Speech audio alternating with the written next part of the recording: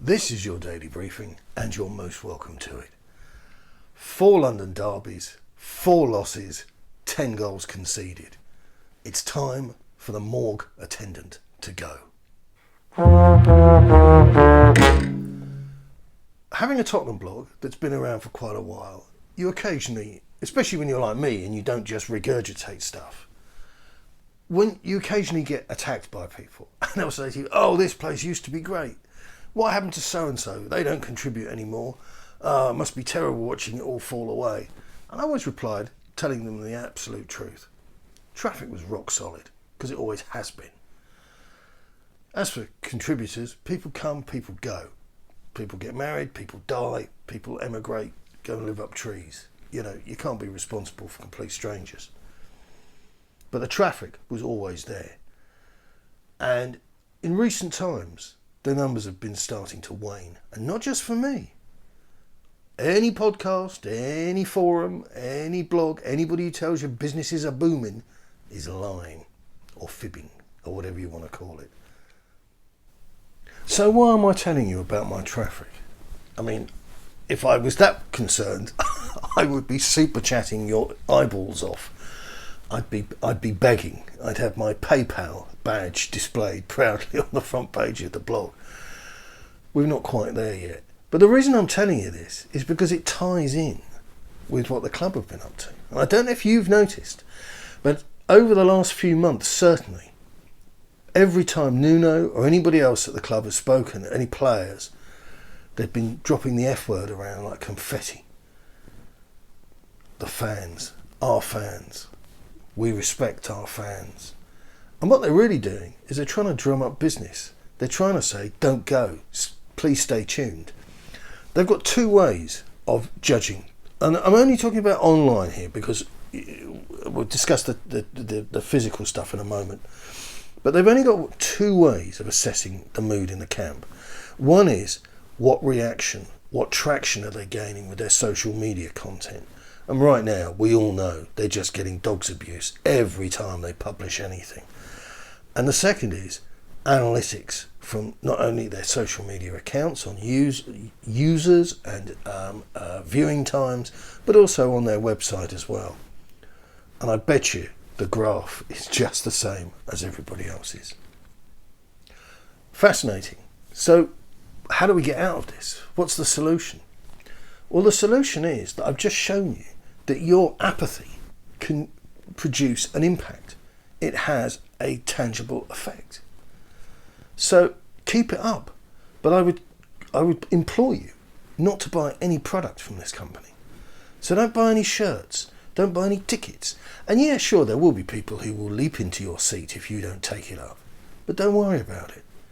And the other thing you can do is really make a noise to get rid of Nuno. But Nuno's just a patsy. Isn't that a bit... Who cares?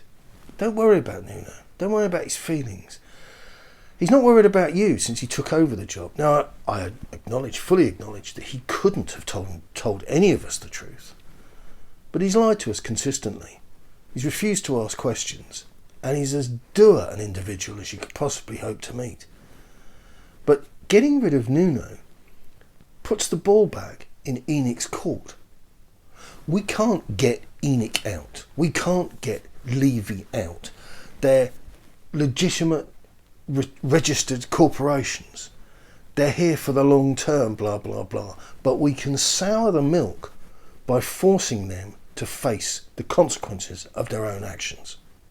The last thing that Daniel Levy wants right now is to revisit the 70 odd days it took him to appoint a Tottenham manager. And you know the reason it took 70 days? It's because nobody wanted the job.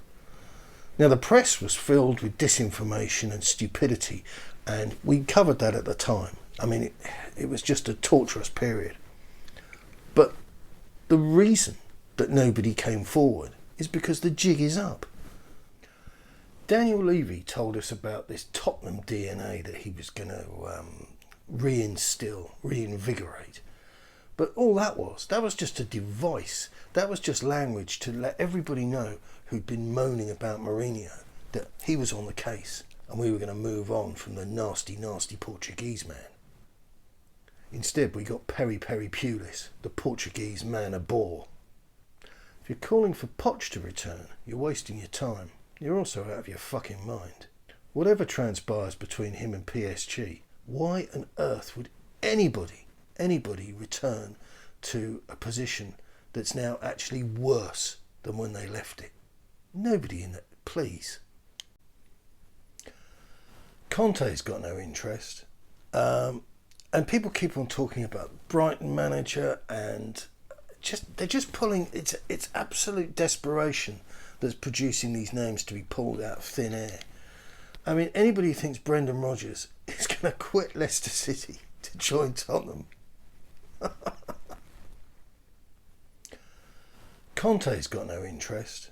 And people keep on talking about Brighton manager, and they're just pulling. It's absolute desperation that's producing these names to be pulled out of thin air. I mean, anybody who thinks Brendan Rodgers is going to quit Leicester City to join Tottenham. The problem is that this whole scenario was so utterly and woefully predictable. I mean, I wouldn't say I'm the most intelligent person on the planet. I mean, not quite. Or I'd be broadcasting to you from outer space. But this was as difficult to work out as, say you've got a kid, and before they go to bed, you say to them religiously every night, "Now don't forget to brush your teeth." "Have you done your teeth?" "Yeah, don't." No, go and brush your teeth. Imagine not doing that. Imagine that instead saying to them, "Don't worry about brushing your teeth. Here's a cream egg. Have an aero. Just before you go to school, here's a crunchy." I guarantee you, it is absolutely, inevitable that child at some point is going to be in the dentist chair, in pain, embarrassed, and in agony. And that's what's happened to Tottenham.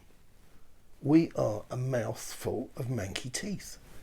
And so you see our second string team isn't fit to compete even in Europe's third tier of football. And our first team isn't fit to truly compete at the top of the Premier League. And it doesn't matter what you do. It doesn't matter how you dress it up. You need to go to the dentist. And all those bad teeth need to be pulled out. And you need to get dentures or implants or whatever it is. Eddie Howe. Yeah, right. Is he a dentist? No, it's not going to make any difference. So if you want to contribute to the downfall of Enic, the best way you can do it, trust me, the best way you can do it is to push for Nuno to go. Turn the light round and point it back on the people that created this mess. Daniel Levy won't thank you for it. Okay, so that's your lot. If you like this and you want more, hit subscribe. If you just like it generally and are feeling in a sort of sharing is caring sort of mood, hit like. And if you can't cope, you don't like it, then good luck. Keep it on.